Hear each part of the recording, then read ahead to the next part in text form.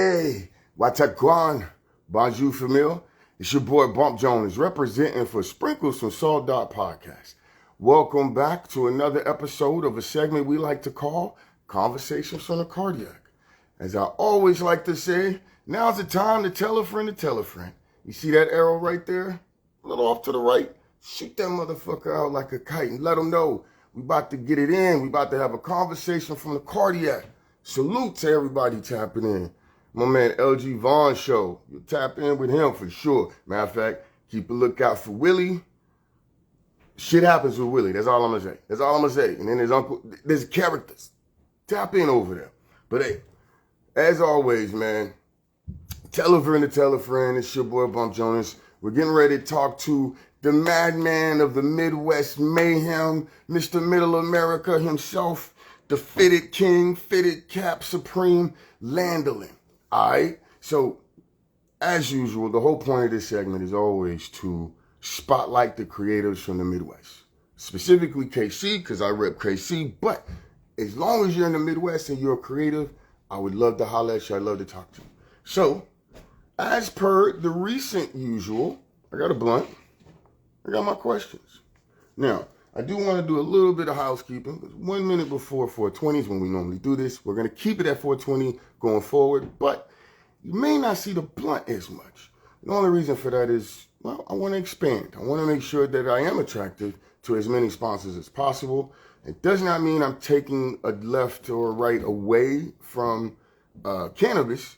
Just not going to be so in your face as much across all lives, right? So you'll see we smoked out Sunday. You'll see certain lives I may have it going. But in general, I want to make this a space where everyone has an opportunity to do their thing and not necessarily have to worry about branding issues and whatnot. So go ahead and just put that out there in the air. Nothing changes as far as how much we love cannabis. You just may not see it as much. And we'll play it by ear. You know what I'm saying? But yo, 419 is about to be a happy 420. While I do have this opportunity, again, tell a friend to tell a friend. We're going to be chopping it with Landalin. Sprinkle some Salt Dot Podcast. Conversations from the Cardiac. It's going down. I had to get refreshed there. Now, I try to generally not date things. I like to keep it evergreen, but I'm going to go ahead and just throw it out there while we're here. First of all, shout out to our sponsor, Thrax Pastry. Shout out to our sponsor, EMTs. Shout out to Icon Productions. They work with us. They got a show coming up June 3rd. Sprinkle Some Salt. We'll be out there doing our thing. Shout out to Emerald Dreams Lab. We're working in conjunction with them, putting together some shows, some content, some events. So doing our thing there. That's E, that's L's, that's Connor, that's Zajic. Piece to Formulate Entertainment. And then also, big shout out to Hellbent, Studs McKenzie. Let's see, there's another name, Scatterbrain. I'm interviewing Scatterbrain. I want to mix it up, but Hellbent USA 2023. It's gonna be June 10th. Shout out to Big House on Broadway. That's where it's gonna be. It's being put on by Hellbent, and your boy Bump Jonas is gonna be hosting it. So a lot of different things happening, a lot of shit popping off. Make sure you tap the fuck in. Yo, 420! 420! Let's go. Make sure you tell a friend to tell a friend. It's going down, y'all. It's going down. I see my man. I see him in the building. And I'm late to light the blunt. I'm late. Y'all know what it is.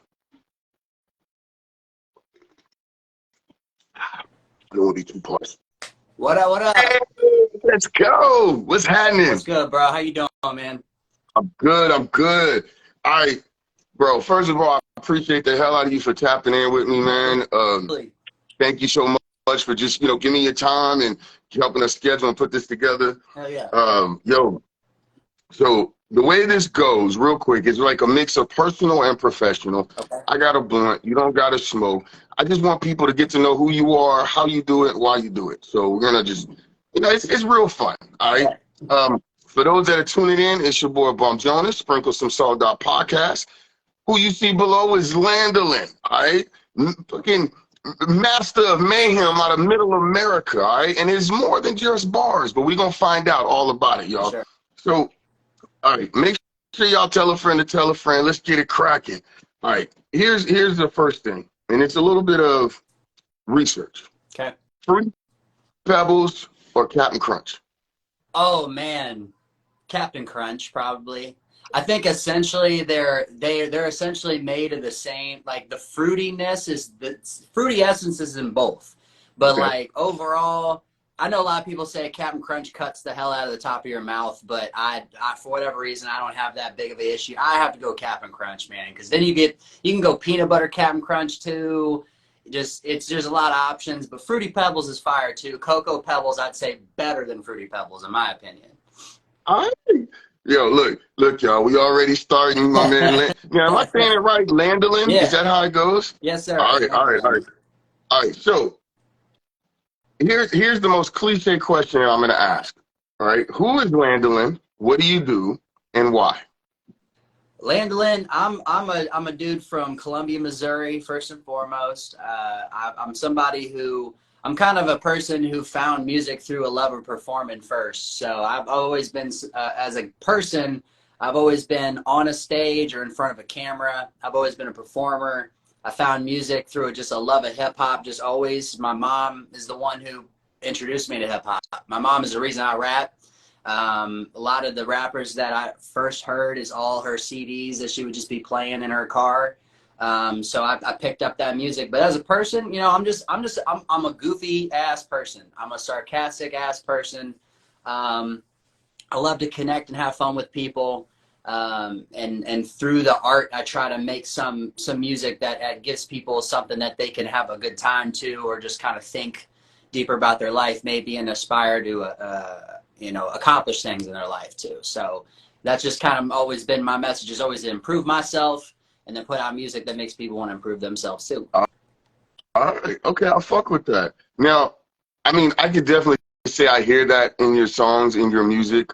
I definitely hear like this high energy, not in a like go go go, but it's like, Yeah. yo, hey, let's vibe on a high frequency. Let's Yeah. get it up there. Let's go. And that's something that definitely shines through in your music, as well as bars. Though there's a very technical aspect to how you do things, but we'll touch on that. We'll get to that. All right, so let me ask you a question. Then. Besides mom, shout out to Shout mom. out to mom. Why rap? Why hip hop? And the reason I say that is I feel like you have more than a few talents that we don't know about. So I definitely, for me, and I would say I don't even necessarily identify myself as just a rapper. I think like I've always just been a creative person. Like before the term content creator was really coined, I guess that's always kind of made sense to me and what I've done. Like if I ever had a funny idea for a funny video, I would go and do it. If I ever, my first introduction to hip hop, besides just listening to music, I used to be on a breakdance team in high school, bro. Like I can still break a little bit. I can b-boy a little bit. I haven't done it in a really, really long time, but that's actually what made me start was the influence, listening to kind of funky music that you can b-boy to. And then I would pick up rapping, just as it stemmed off of that. So yeah, it's kind of like I do kind of dabble in some other things, but hip hop specifically, man, I don't know. I felt like, especially because I come from Columbia, Missouri, I've always felt like I've never quite fit into where my surroundings were. I've always felt weird. I've always felt like out of place a little bit. I always feel like okay, when I find people that I really connect with, it's most of the time when I'm in a bigger city. Most of the time when I go on the road, if I get to do a show and connect with other people that really gravitate. There's just not. There is a hip hop scene where I'm from, and it's dope. But at the same time, when I was growing up, hip hop is kind of this not weird, but a thing that I definitely was looked at as being weird because I right. gravitated to it. And I You can't almost really like explain it. It just was played. It was played. My mom would play it. I would just hear it, and there's something about it was like I heard music and I liked different kinds of music, but I think it was the first music that got my attention because there was something so different about it, and it was the rhythm and the cadence that caught me first before I even knew what you're the like, oh, lyrics were. what the hell is that?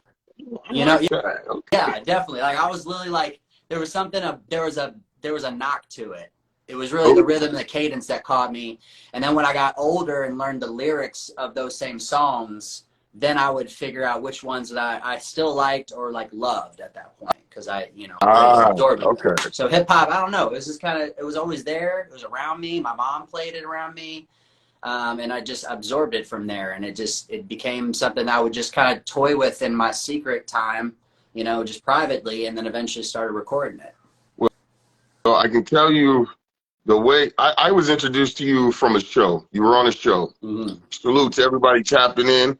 I'm having conversations on the cardiac with my man Landalin.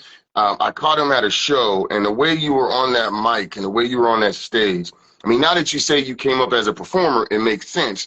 But I would definitely, without even knowing, I could tell that hip hop is definitely one of your energies. Like, it's just natural to you, the way you approach it, embrace it, display it, relay it. It's just, it's all there.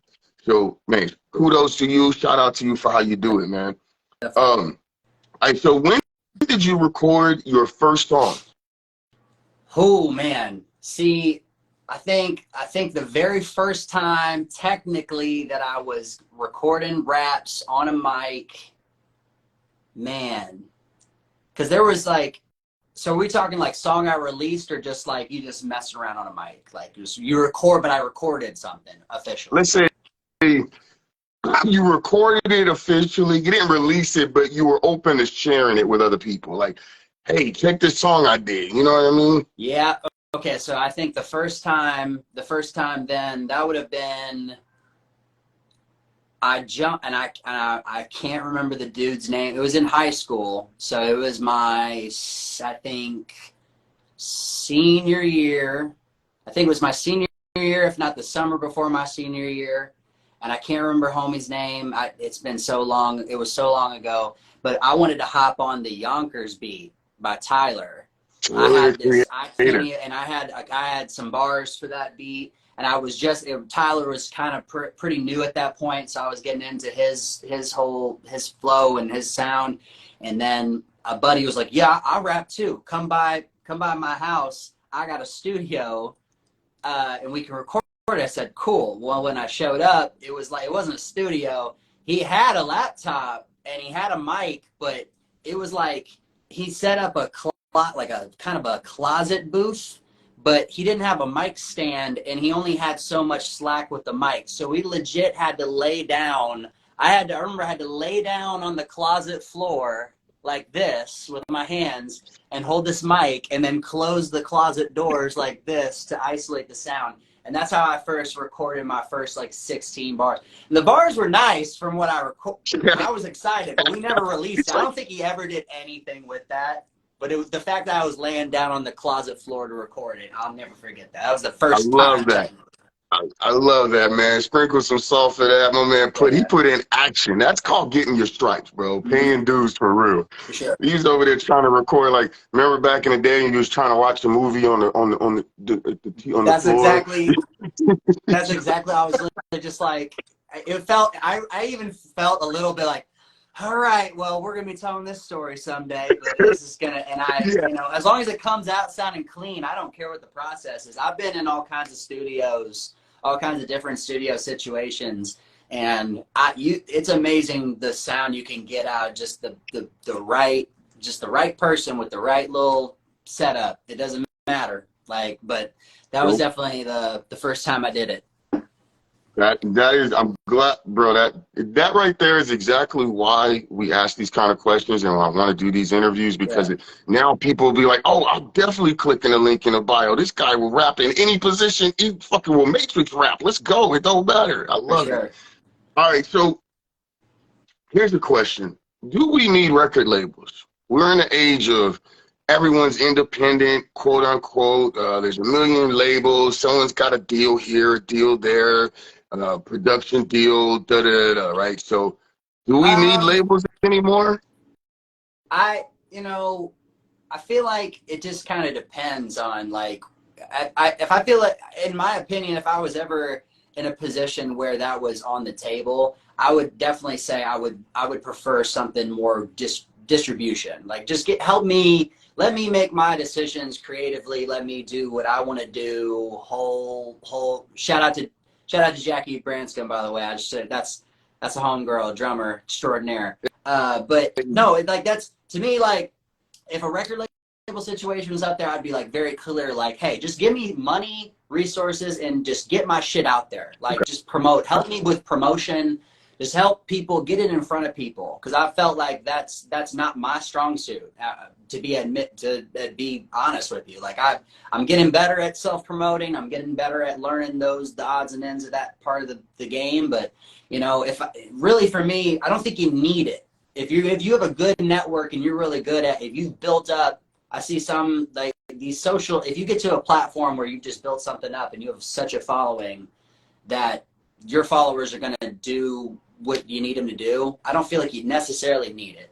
But if you know you're in a position where, hey, this will help me get out in front of people, and I think that'll help my music grow more, then you know I'm not going to knock anybody for it. I don't think you need it, but deals are just not the way they used to be. I definitely wouldn't do anything that signs away anything that's creatively my own, and I want to own. I own all my shit. I write all my shit. I don't want anybody to get involved and own and tell me what to do with my stuff. I just want you to make it seen by more people, and I can guarantee you they'll like it, because you gotta trust that. So that's just my opinion on it. I love that confidence. Like, your confidence has been neutral, and then all of a sudden you make that statement like, "Oh, there it is, there it is." Okay, I love it. I think everybody should feel that way. If you're having fun with your stuff, just don't sign it away just because somebody makes a lot of promises and wants to. You know, you got to learn the business enough to not get fucked over ultimately. But you know, at the end of the day, you know, I don't think deals are necessarily needed. But hey, there is nothing wrong with somebody giving you more resources and a better network to get your shit out there. So that makes sense for a fair investment rate or exchange. Right. That makes sense. All right. So, what's your favorite holiday dish? Favorite holiday dish? I'd have to say, man. So if we're talking desserts, easily, it's my mom's peanut butter cookies. Those are fire. I actually just made those as of like after Mother's Day. She was feeling frisky, whipped up a couple, dozen, and those are amazing. Like I share those cookies with people. They'll change your life. So I'd say probably my mom's peanut butter cookies if we're talking desserts. If we're talking just anything, regular holiday dish. My dad really he fucks it up on a grill. My dad just recently got a Traeger, and he's like retired, just gotten like a guru on the Traeger grill, and he is smoking up. I mean, I would say anything my dad's putting on the grill, anything that my mom's baking, is fantastic. So I'll probably go with that. I like that. Good traditional answer. I like that. Now I gotta ask, with your dad, he's on the grill. Mm-hmm. Is he wearing like sandals and tube socks with an apron? No, honestly, he's retired. He's military veteran too. So never mind. Never mind. That's all I need to hear. Military on the grill. He knows what the fuck he's doing. Never mind. He's usually probably wearing he's really into REI. So he basically just shops. He just dresses like he's gonna catch a bass at any minute. Like he's gonna go. Like he's in the super cargo shorts that might zip on as pants if he needs them, and then he's gonna wear like his like climbing shoes that he goes on his Colorado vacation. He's very woodsy. He's very mountain guy. So he's right. There's a survival gear wear. He'll just grill in that. There's a certain attire that, like, it's either dad attire or outdoor attire. If you get a man in either of those on the grill, you're gonna get some good. You can get some good cooking. It just works out that way. For sure. All right. So, based off the energy that I see when you're on stage, I just have to ask: do you battle rap? Have you ever battled? Have you ever done any cipher work or anything like that? Battling, no. Honestly, that is from the second that I said, hey, because there's always a moment when you decide I'm gonna be a rapper. You have to kind of pronounce. It's like it's this weird thing where like at a certain point you have to kind of announce I'm a rapper now, and here's that, and then you just go and you go about your business and you just do rapper things. But like eventually you're gonna have to announce I'm a rapper. And when I did that in high school, there's a lot of sarcastic assholes that like, battle me then, bro. Like people who ain't serious, they're like, battle me, dude, battle me. And then there were some people who were serious, like, I want to battle you. And my response has always been like, bro, I just don't do that. Like I love watching battles. Like I'm the best sideline person at a battle. I am the guy who's getting so hyped. I feed off that energy. Yes, I'm not. Honestly, I just wish a really good battle rapper would just invite me to be a part of the posse in the background on like one of the big ones, because my facial expressions are gonna be crazy. I'm gonna give all the hype. I'm gonna do all the crazy shit. But like, battle rapping is dope. Like I honestly watch battle raps to get energy to write. Like okay. I get, for some reason when I watch battle raps, it puts me in a mood. It puts me in a headset where I don't know. It makes me write more aggressively. I get more competitive.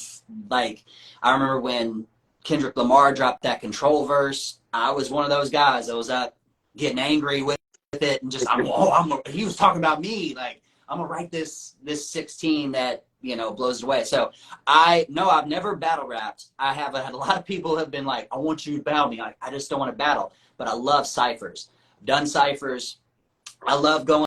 I used to like either high school, college, house parties. If I see a cipher, I'm in there. I'm jumping in there. I love when anybody like tries to let's play some beats and let's see what's going on. I'm like, okay, and I love being nonchalant too. I'll walk up and act, especially if they don't know me. I'll walk up and act like I'm like just checking in, like, oh, okay, that's really cool. And then as soon as I'm like, can I try? And then I'll just whip them, like just get in there. But I love ciphers more. I feel ciphers are collaborative. There's more love there. But I appreciate a good battle, and I love being on the sidelines and just seeing that. But I've never given a try at it. No. All right. I fuck with that. The energy is there, so it's crazy, but I can see it. All right. Here's the left field question. All right. What does water taste like to you? What does water taste like? Air, liquid air. I mean, that's essential. I mean, I know that's like it's like a silly, I don't know. It is kind of how it's, because if you've ever been like, you go out in the morning, okay, this is what it tastes like. You go out in the morning, it's early in the morning, like 5 in the morning, maybe 6 in the morning, you got an early shift or something. And it's humid enough outside, and there's a nice little fog, a lot of dew on the grass, and you just breathe that air. That's what water tastes like. That's what water tastes like. That is an awesomely descriptive answer, and it explains some of your lyrics from you. Okay. You're very yeah. But that's kind of like, I've never thought of that until you said that. But then I'm like, damn, that kind of is because I love going out at a certain time of day and there's some moisture in the air and you can breathe it. It's almost like you inhale it. And that's kind of like, if you had to describe a taste, that's kind of what it is. I love that. I love that answer, man. Appreciate everybody tapping in. Tell a friend to tell a friend. It's your boy Bump Jonas from Sprinkle Some Salt. And we got Landalin straight out of Como, Columbia, Missouri, putting on for hip-hop, for the Midwest, for Missouri, for Como, and for his moms who shout out to moms for giving us this madcap guy here. All right, so from your perspective, what is stage presence and how do you use it? Stage presence is, it takes, I would say just stage presence takes a lot of time and effort, and you got to really hone that. You got to do it over repetitions. I would say if to anybody who's trying to develop stage presence, the best thing you can do is just make sure that your material is so memorized that you don't have to think about that, don't have to worry about that. You can just go about your set and focus on your body, the crowd, how the crowd's reacting to what you're doing. Do you need to pitch things up to get their attention? Do you need to interact with some, like, I would say the best advice is just you memorize your material to a point that you can really, really go into this autopilot mode with that, and then you're focused on being creative in the space. And the more opportunities and reps you have being creative in that space, then you can figure out what works and what doesn't, and you figure out bits. So I would say I learned that over time, but that is that's my favorite part of it also. Like, I create music. Music was kind of a love because I wanted something to perform. So then I became, and I got love into music because I loved performing it so much. And I wanted more fun stuff to perform, and I just wanted to keep this thing rolling. It was kind of like feeding that dragon, so to speak. So I would say stage presence is everything, and it's the thing that I love, that I look forward to performing the most. So just learning that material is the key. Hey, for anyone that's tapping in now or later, that was a gem. That was a major gem. Y'all need to take some notes. That was. I can go into a whole tangent on that, and I won't. But definitely a big key. So here's the question, and this might come across political in a sense, but I don't mean it to. Okay. But is there I'm just going to ask it like I wrote it. Is there a working class or a middle class to hip hop per se? You know, like you have the underground, that's the unknown, and then you have the superstar level, right? Or commercial. Do we have like a middle class hip hop that's, you know, I don't know, they don't have to work a second job to eat kind of thing, but they're not really known? I feel you. I think that kind of is just kind of part of the underground scene too at the same time. I think I think technically we're all underground until we break through. I feel like we're all operating in the same energy, the same space, and we have this glass ceiling, and we all got a little box with a glass ceiling, and we're all like cheering for each other, looking at each other in their box. And then one of these days, somebody's gonna bust their little glass ceiling, and they're gonna go up and go, oh shit, there goes Jimmy, or whoever, whoever the fuck. And you're like, damn, they broke through their ceiling. That's dope. Like, and we should all be like stoked for that person and be like, I can't wait till I'm gonna keep trying to bust through my ceiling and see what I can make happen. So like, I feel like, yeah, and also, to be fair, I feel like till you make it, you should still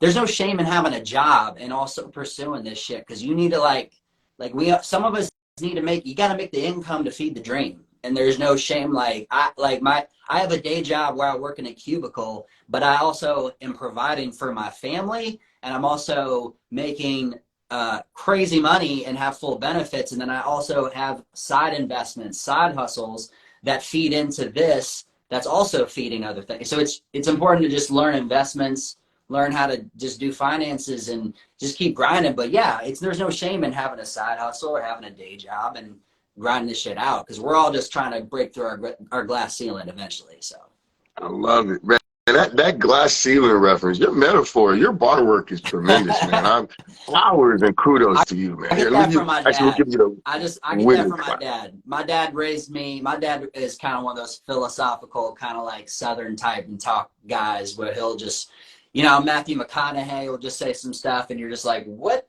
did he just? It's some deep. My dad's got him for days, so I definitely get that from him. I'm definite. Shout out to Dad for that one, man. We can't leave Dad hanging. Yeah. All right, so what's your studio feng shui? Like, what's things that have to be in place, and what are some things that cannot be in the studio in order for you to create? Well, right now, it's kind of a mess right now. The most important thing, I like a lot of color. I like a lot of, as you can kind of see, I got a lot of knickknacks.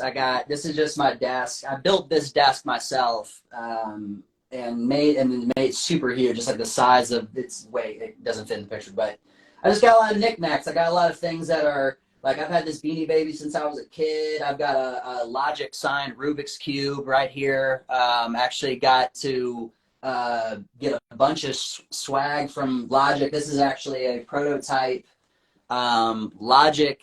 So this is like all the covers of his mixtapes on a Rubik's Cube. And the only reason I got this is because I accidentally rode a elevator with his bus driver when he was in St. Louis. He was at the pageant. And his bus driver said, "Hey, are you a fan? You know, our bus takes off at this time. Once you show up, got a bunch of swag." So, you know, I've got just little knickknacks. I've gotten things that have been given at shows. People that have just said, "Hey, here's a rock." Somebody just said, "Hey, my grandma dug this out of a cave today. I feel like you should have this. It's a crystal. It's got good energy." I'm like, "Okay, whatever, you know." Absolutely. So I just Absolutely. like things, anything that anyone's given. If you've ever given it to me and I feel inspired by that, or if there's things that remind me of good things that inspire me, Connection, things with good yeah. connection and sentiment. I like that. And there's art up on the walls where you can't see. I'm a fitted collector. By the way, I see you with the KC. I like that. So I got my fitteds over here. Right now it's kind of a mess because I got a new trunk, kind of like Tyler the Creator has those kind of old vintage trunks. I got one over here and it's covered and stuff. So mostly it just keep it colorful.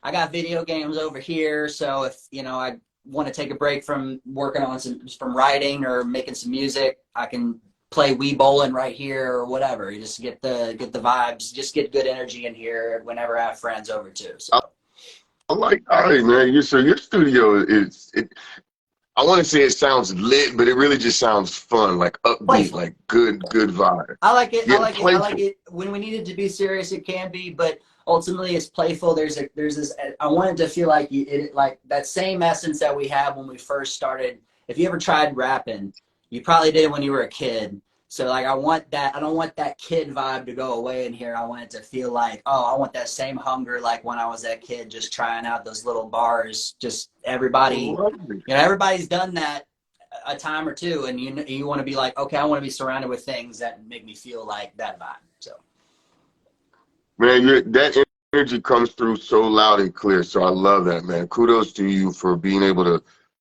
you know, be self-aware, to capture it, and then to express it in a way that you want, because it comes through loud and clear. sure. Which leads me to a question: would you call yourself a big kid or a mature adult? Oh man, I'm ultimately I'm a big kid. I'd say I am like, yeah, I'm a big kid. I think I would say I'm a kid who is proud of being responsible. Like, but I'm still know when I'm gonna give myself my time to be a jackass. Like, and that's okay. But like, I think it's like I'm always working towards getting things settled so that I can have my time to just be irresponsible. So be responsible, to work, set yourself up, almost earn the right to be a little dumb every once in a while and just have a little fun. So that's how I look at it. Earn your dumb time. It's not downtime. Right. It's earn your dumb time. Your downtime, dumb time, and just be safe with it. But like, it's, you know, you gotta, you know, whether it's, you know, have your little bit of money aside to spend on yourself or whatever, or if it's just going on a little experience. And, you know, like literally today before I did this interview, I went and hit like a giant bucket of golf balls. Like I went to the driving range and just swung for like an hour, and I was just on a whim. My girlfriend was like, "Let's just go. You want to go hit some balls?" And she was like, "Just gonna watch me." So sometimes you just got to be like, I'm just going to go just sweat and grip and rip for like an hour. So just to get, you know what, get that energy off. And I like that. It's a experience too. For sure. You seem to be an experienced guy as well too. You like to engage in things and experience things that obviously feeds your art, your performance need as well. I bet it feeds a little bit of like, helps fuel like, oh, I can tap into that. Because as a performer, I assume you have like these little folders or like corners of your mind where you keep different feelings and things you want to express. Right. Like, are you an actor? Have you ever tried acting in any way like that? Yeah. So in high school, I did acting all throughout. I did see. I mean, I've been when I started performing. Honestly, I was just doing like these local little talent shows, like because again, I started breakdancing probably when I was like 11 or 12 when I wanted to start breakdancing. I was just putting cardboard down in my grandma's living room, just going at it, like just learning as much as I could. I would go do little pop-ups at this dance studio downtown Columbia, Dance Arts. Shout out Dance Arts. And I would just pop in with several b-boys there, and I would just learn as much as I could. So that's kind of was my introduction to it. I got off track. What was the question? Well, no, what was the original question? just like, have you always been, you mentioned you'd always been performing, so with like So, acting, or is that something you're going to get so that into, or? was kind of like the start, was being on stage and was doing these talent shows. And then like I would also do plays, like if it was a school play, I would do it. I grew up in a Christian private school. I went to a Christian private school most of my life. Lots of plays. Lots of plays. There was kind of like a mandatory, like you were doing a skit about the Bible, Right. or we're doing a skit about we're doing the Christmas play this year, and like stuff like that. And I would just honestly either be picked for them and forced to do it. But after a certain age, I was like, I like this, and I was told, oh, you could probably do that if you pursue it. So I did theater throughout high school. Several, I did a musical. I did one musical in my life, and I'm not big into musicals. Like I hate musicals. I did The Music Man, and that that's a tough one, right? That's tough. That's a major musical. So you like Family Guy, right? Yes.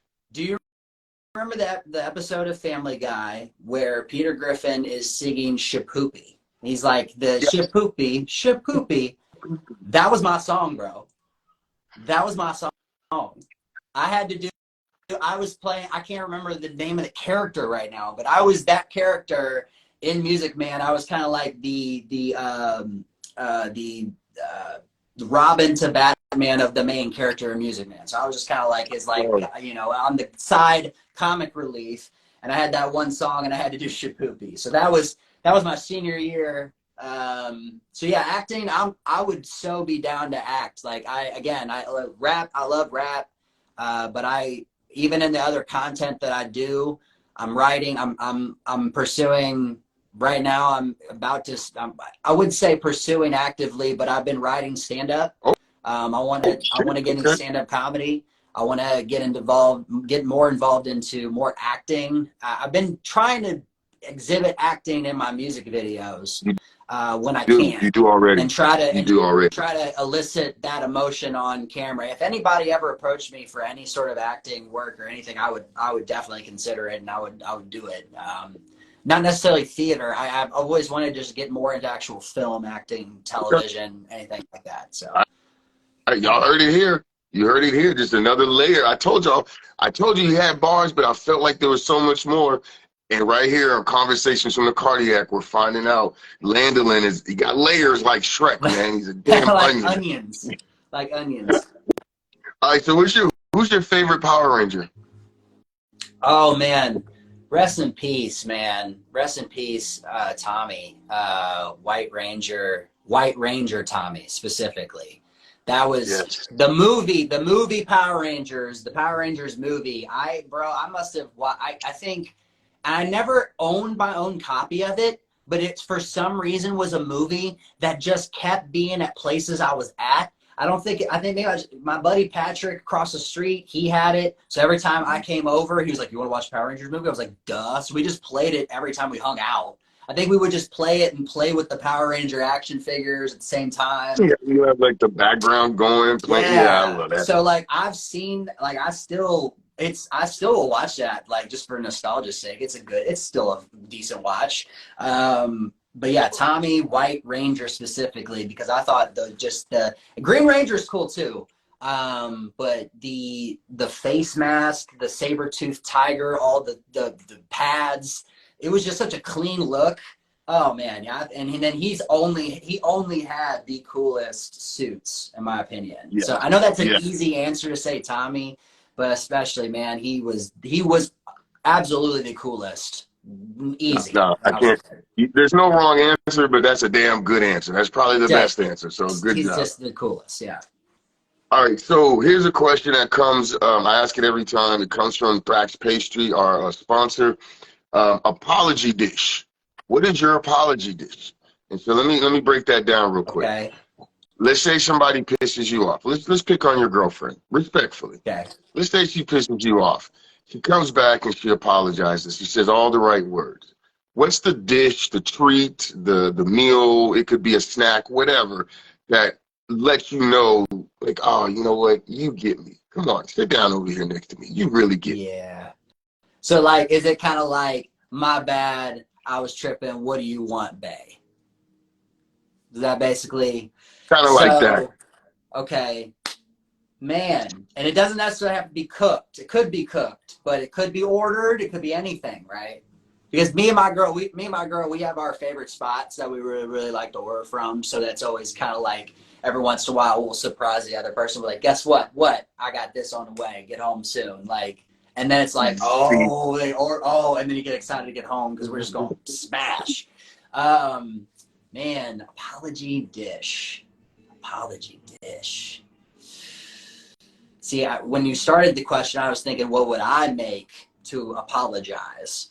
But now I'm like, I would probably say, man, there's a pizza place in Columbia called Wise Guys Pizza. Shout out to Wise Guys Pizza.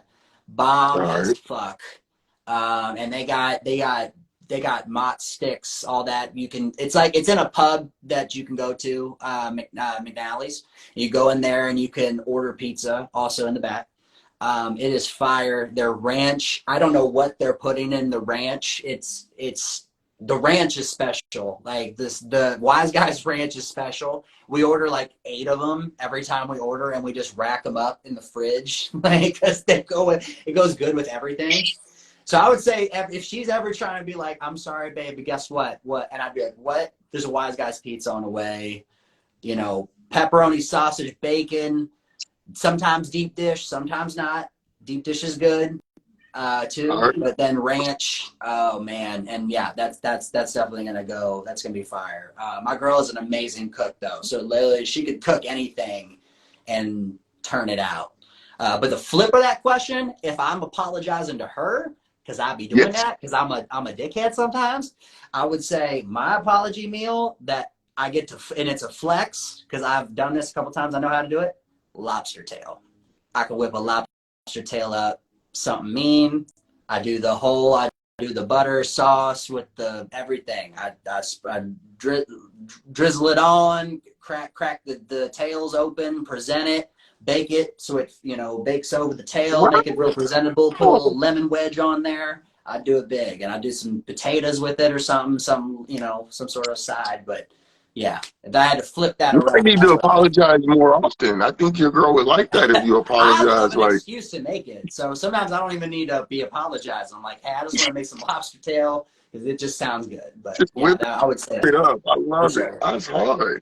All right. So, what's some passions outside of performing or doing music that are really strong in your life? Some things, some passions that you're really go pushing into. For sure. So, outside of the creative stuff, I got a dog. I have a dog. Her name's Tina. She's a Swedish Valhund. And I only know that because we found this breed on accident. But she is basically what looks like a corgi and a wolf had a baby. She's like a corgi size, but she's got a wolf coloring. So she looks like a little Balto. Like That's and she's hard. she's just like a really, really cool dog. So I'm really actually into, I'll take my dog and we'll do like obedience walks. Like I've never actually competed with her, like doing like obedience competitions with her, but she is bred to do like agility courses. Her pedigree is agility courses, herding dog too. She's got a high energy, high drive. So when I'm not making music, if I got free time, I'm probably have to go run my dog at least once a day. She's got to go get active. So I try to just do as much stuff with me and my girlfriend. We try to do as much as we can with our dog. We just try to get out and be active. we go hiking. I think it's important. You got to get out there, get sun on you, get grounded, feel connected with the earth. Turn your phone off, be quiet, just feel quietness, because it's good meditation. So my form of meditation is I go and take my dog out, and me and my girlfriend will just go out somewhere into nature, and we'll go on an adventure. Either that or we'll go walk downtown too and let her, say hi to people and socialize. But I'm passionate about animals, really. Like Okay. when I was in college, I took zoology. I always told myself that if I wanted to go back to school, I'd probably pursue like zoology and do something that's involved with conservation, something that has to do with just animals and wildlife. Because I've always felt connected with animals, love animals, been around animals since I was born. So yeah, I'm real That's passionate. hard. See, for those tuning in, we're talking to Landalin, and besides the fact that he does music, he's like Matt Damon from Honey, I Bought a Zoo. He's out here loving Try to animals save and the shit, whales, man. Like, no. I love, but like for real, like me and my girl, whenever we have a vacation, if we're ever leaving town, we've done trips around experiences with animals. I've seen humpback whales on Valentine's Day. We were in the float. The coolest, actually, to be honest, we fed gators in Florida and had like we held gators and fed them right up close to them. And then the coolest, honestly, was wolves. We have a dog that kind of looks like a mini wolf, but we went and we did before, when the park was opening, we went to Colorado. I think it's Colorado Wolf and Wildlife Center. I hope I got that right. Shout out to them. But they have a lot of rescue wolves. They have coyotes. They have fox. They have a lot of different animals of that nature. But we got to go in before anybody else, go inside the enclosure with fox first. We started with fox. Yeah, we were in with the fox. We were feeding them, hanging out with them. They're really cute and fun and playful. They'll dig little tunnels and they'll laugh and giggle. And then we went and we hung out with all the wolves throughout the different place. And me and my girlfriend, we were just sitting on a log, and they would come up, sniff you, lick you, kiss you, hang out. We would just give them little treats. And it was really fascinating, because like a lot of, after the pictures, I posted the pictures, some people were like, "Oh my God, that's crazy. You're crazy. I could do that." I just didn't feel scared. It didn't feel scary. And it is kind of weird how, not to get too much on a tangent, but you kind of see how dogs turn. You could see how man has connected with something that turned into a dog. When you've actually hung out with a wolf in person and see how they react to you, you realize that they're really more scared of you than anything.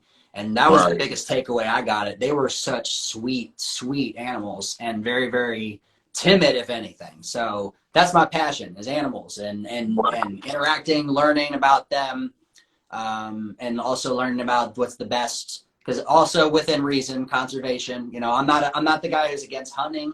My uncles hunt. I understand the necessary process of that. It's just more like the balance of things, but learning about those animals and interacting with them. Fuck with that. All right, man. I'm glad I asked that question. Yet again, we learning much, the layers of Landalin. That's the way we're going to call this shit. So what's the weirdest movie you've ever seen? Oh, man. Probably. What's that movie with the killer, the tire that kills people? What? Have you heard of this? Have you heard of this? Are you talking about like Christine, the car, like the Stephen King shit? It's tire? like, somebody has to know. I think it's called Rubber, something like that. It's literally a movie, and it's like, there was a time in my life when I was hanging out with my homies, and we'd be a little drunk, or we'd be a little smoky, and then we would get on. You used to get on Netflix, the old school Netflix, before it became fully all streaming. You could still order DVDs at this time, and you could sort your search results by the worst ratings possible. So that's what we would do, is we would look, what is the worst rated shit on Netflix, and we're gonna watch that. Like, we're gonna roast it the whole time, make fun of it, see how much we can last. Because sometimes we would get 20 minutes and we're like, we can't watch this. This is just. So you were doing like Mystery Science Theater 3000 right, on your own, which I love. love Mystery Science Theater, but like we would look up the worst shit. I'm talking like half a star, if or less, or no stars, and we would watch that. We would watch stuff that like people are almost warning you, please don't watch this. And we would watch that. So I would say the weirdest movie, I don't know, it's called like Rubber or Burn Rubber, something like that. But it is literally, and I shit you not, it's a movie about a tire, just a lone tire rolling through the desert. It's like Phoenix or some area, whatever. He's rolling through the desert. And it, for whatever reason, has the ability to just like telepathically murder people by making their heads explode. And like, or just making them come, like he literally, people will see this tire roll up and just stare at it, and all of a sudden their heads will just explode. And it was literally an hour and a half of this tire rolling around, meeting people and murdering them and going on a murdering spree. And it's literally just a tire. And at the very end, and I'm going to spoil it because trust me, y'all ain't missing nothing. But at the very end, he enlists all the other tires in town. And the end of the movie is just all these tires rolling down a road towards a big city in the distance. And there's like tricycles following, and the tires are going to murder the city. That's, so to speak. So I don't know what it's called. I think it's Rubber or something. That is for sure the weirdest one. Second runner up would probably be Hobo with a Shotgun. That's one of the weirdest movies I've ever seen. It's very gory, very bloody. It's very culty. Okay. That's just a post-apocalyptic movie about a hobo with a shotgun, and he's the hero, and he's blowing people's heads off with a shotgun. So I've seen some crazy, weird shit in the depths of Netflix, and I don't think that stuff's still up. If it is, I'm surprised, but yeah. I love it. Okay, man, you are a wild character. I'm loving this interview. We still got a good 10 minutes left. You good on time? Yeah, hell yeah, we're good. All right. Hey, I see you out there, her royal partners. How you doing things? Just want to say hello to that great interview we just had yesterday. Welcome again to Sprinkle Some Salt. Conversations on the Cardiac with Landalin, Midwest Mayhem Madman from Como, Colombia, doing his thing. All right, so fitteds or snapbacks? What's your preference?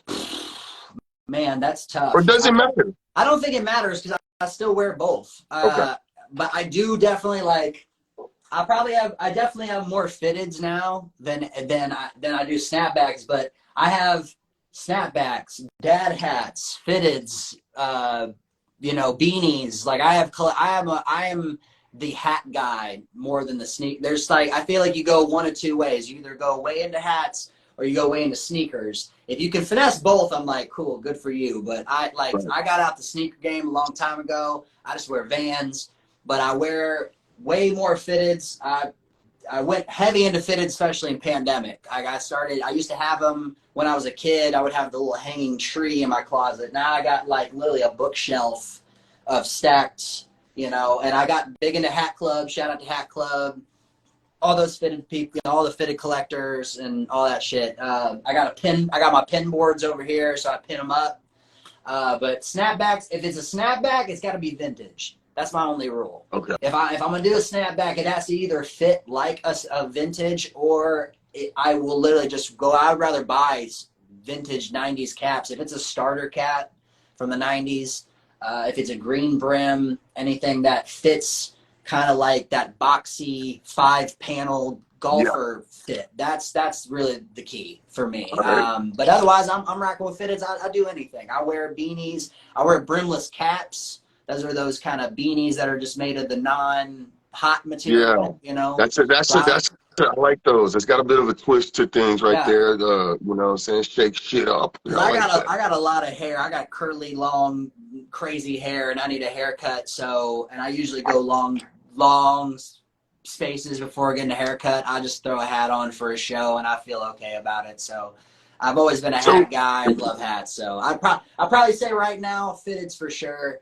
But snapbacks, I'm always going to scoop those up. I'll probably get like a couple fitteds, and then I'll always grab a little snapback on the side. I just keep them rotating. Keep the ratio, keep it even. Gotta, show a little love. All right, so how do we feel about wooden roller coasters? Oh man, I'm not a roller coaster person. I'm not even going to cap. I am not even going to cap. I got a heights thing. I'm not good with heights, bro. I'm just not. Okay. I've done roller coasters before. It's like and I'll do like certain rides. I think it's literally the height thing for me. It's the Okay. height and the drop thing. Some people really like that gut feeling of feeling like you're, and I just really don't like it. As a kid, I hated it. Yeah. So I'm not a coaster person. I'm a water park person. I know some people think that's trashy, but I don't give a fuck. I'm a water park guy. You give me a hot day. I want to go to Big Surf. I want to go to whatever that Hurricane Harbor and Six Flags is lit to. Those Okay. for some reason I'm not down with roller coasters, but I'm okay with a slide You do that'll like the be water this steep. slide. I'm fully okay with that. I want to go on. The one thing I haven't done yet is go on one of those slides that has the ramp at the end and shoots you out way up in the air. I want to do those so bad. If I find a Okay. place that I can do that, I'm pulling up. So would you zip line into the water or some shit Oh like that, yeah. maybe? Or is that too much of height? Oh Okay. yeah. Okay. I don't know what it is. I think I feel invincible when it's water, but I think it's maybe being strapped to this mechanism that's on the coaster and I'm not in control. But if I'm out here ziplining, I'm like, nah, fuck up, and it's my fault, you know. So I'm in control. So maybe that's what it is. I don't know. But I like water parks. I'm an arcade guy. I like going like bumper cars and just like carnival kind of shit. Like I'm not Okay. the major thrill seeker who needs to go on the big coasters. My family's all into that. That's cool for them. But I've always kind of been the chicken shit guy who's just doing the other stuff in the theme park and Yeah, you bring just kicking it and chilling. variety. So You know, and you bring a different angle there. That's all perspective. but now I So can drink and smoke, so those things are fun now. That's the thing. It's like I can fill a whole day at Six Flags, not ride one coaster, but I had a great time. Me and Bugs Bunny are kicking it. We're having a great time talking, chilling. Like so to me that's cool. I love it. I love it. All right, so rain blunts, like rainy day blunts or outside joints, like in the garden. Oh, the joints in the garden for sure. I like, I like a rainy. I don't smoke blunts as often as I used to. Now the thing is too is I can roll a joint. It's decent, but it's gonna take a long time. Okay. Cause I have these Shrek fingers. I rip shit on accident. I will puncture it. I just rut. But like blunts, I can roll a hog leg. I can roll decent. Like I'm good. But like I don't smoke blunts like I used to. I really do like a joint outside, especially. I almost want to combine those things. Joint outside raining, and I have a cover over, and I can Okay. hear the rain, be outside, smell the rain, and smoke that joint. So like a joint in the Yes. gazebo, under the gazebo while it's raining. Yes. That's what I Okay. like. Yeah. All right. That's the Landalin smoke spot. I fuck with that. All right. So as you have, I guess grown into your talents, into your passions, right? Whether it be I mean, it's always performing, whether it be music or otherwise. Who've been some mentors or teachers for you along the way? Man, so I got to give a big shout out to Evi the Prince, homie, artist, phenomenal rapper.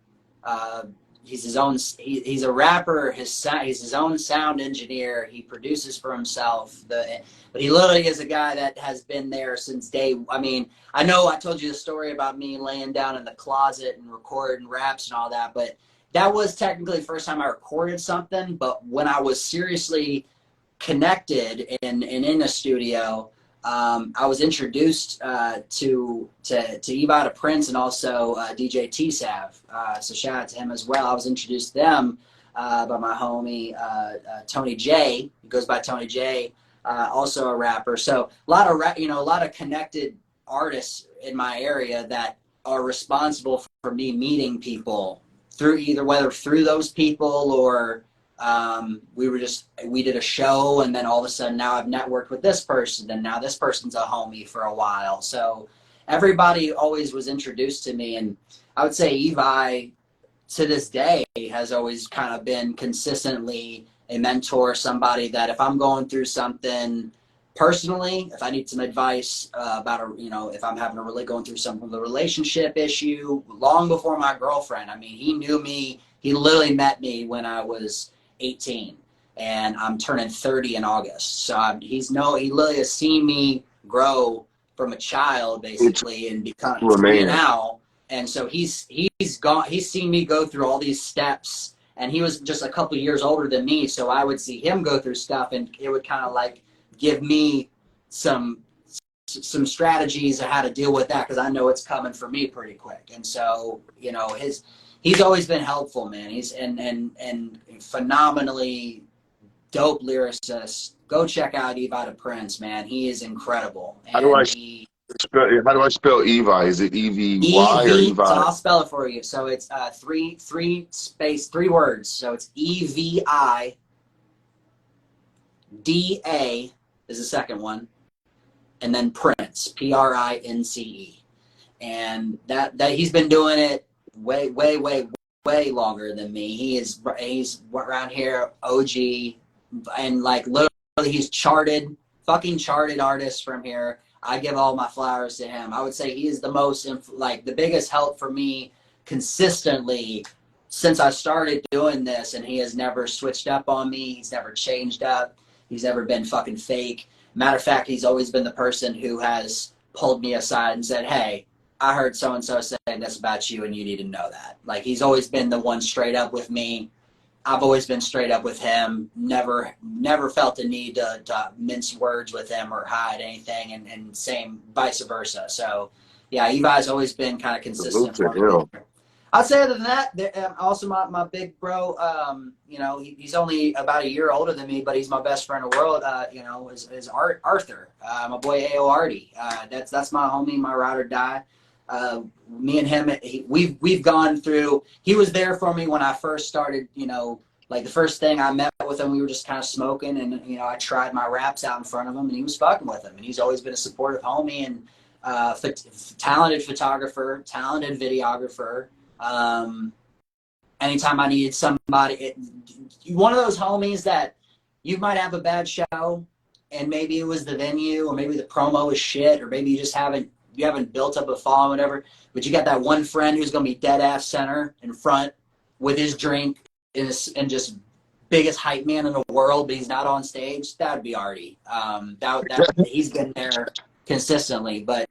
And then the third, and it's the most important, obviously, would say, and I get brownie points, but it's true, is my girl.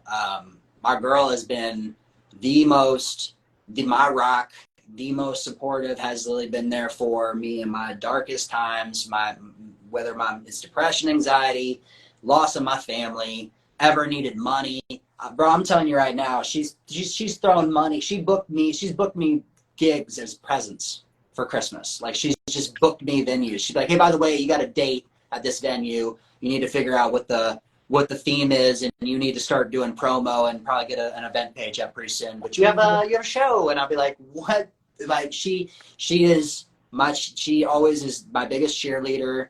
She hates when she can't be at every show. I know she can't be at every one. She hates when she can't be at every one, but she is always right there for anything I need, takes care of it, makes sure my parents get to the best seat possible so I don't have to worry about that. I can be backstage and focusing on my set.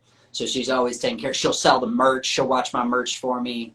I could name a lot of other people like that have been important to that, but those three people, my girlfriend has been, and my future wife too, working on that. But anyway, yeah. Y'all heard it here first. Y'all heard it here. No, Cubs playing. Hey, so all right, we are right at the top of the hour. Man, so many. We've covered a lot, man. This is that's what I said. It's been a great interview, man. bro. I've never gotten shout out to you, man. I appreciate you having me on, because I've done podcast interviews, but I don't think they've ever actually made it out, or if they did, they never sent them to me. So like, I love the format. I love that you're doing it live.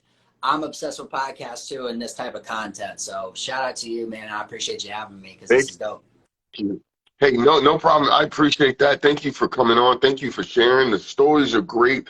Your perspective is awesome. And I love to give flowers and kudos. And the main thing for me is creatives like yourself, sharing your perspective and your vulnerability in any aspect is a beautiful thing. And so, but also the way that you have such positive intent in how you present and what you do, it's beautiful. And it's like watching Tom Hanks in Big. I You know love what I that. mean?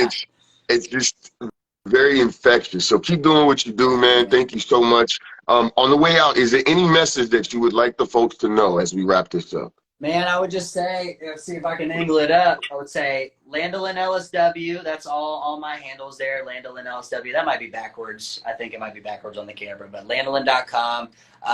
Anywhere you want to check me out, whatever your favorite music platform is, look me up. Landalin.com.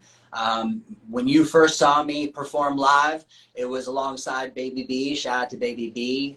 If you want a good showcase of my abilities, you could go check out our song Big Deal. That's on her album. I'm featured on that. I think it's track 6. But other than that, honestly trying to work on my own podcast in the meantime. I've been also got a lot of music in the chamber that you guys are going to be hearing very, very soon.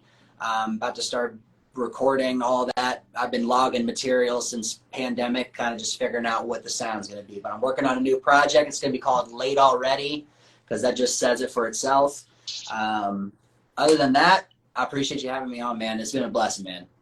Hey, no problem. Thank you so much. As I like to always say, man, we just thank you so much for representing KC, representing the Midwest, representing yourself. KC's the new Mecca. Love yourself like you love the world, like you love the world. Do something to earn your place in the world this week, and just be a dope ass person. Y'all have a good one. Peace. See ya.